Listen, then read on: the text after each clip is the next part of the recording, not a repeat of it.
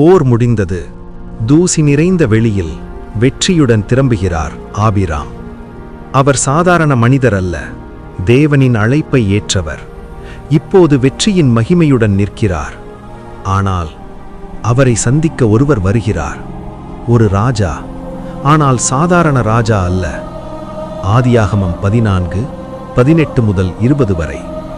அவர் மெல்கிசெதேக், சாலேம் ராஜா, உயர்ந்த தேவனுடைய ஆசாரியன். அவர் கையில் வாள் இல்லை. அவர் கொண்டு வந்தது அப்பமும் திராட்சரசமும். இது ஒரு உணவு அல்ல, இது ஒரு வெளிப்பாடு. அவர் ஆபிராமை நோக்கி சொல்கிறார், உயர்ந்த தேவனாகிய எல்லெல்யோனுடைய ஆசீர்வாதம் உன்மேல் இருப்பதாக. அந்த ஆசீர்வாதத்தின் முன் ஆபிராம் தலை வணங்குகிறார். போரில் பெற்ற அனைத்திலும் 10 தசமபாகமாக அவர் கொடுக்கிறார். ஏன்?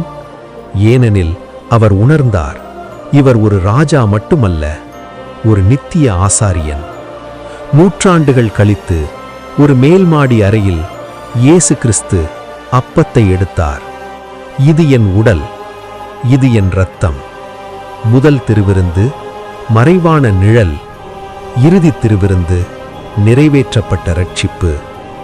இந்த சந்திப்பு ஒரு வரலாறு அல்ல, ஒரு தீர்க்க தரிசனம். அப்பம், திராட்சரசம், ஆசாரிய ராஜா, அனைத்தும் ஒரே சத்தியத்தை சொல்கிறது. தேவன் முன்பே திட்டமிட்டிருந்தார். நித்திய ஆசாரியன் இன்னும் உயிருடன் இருக்கிறார்.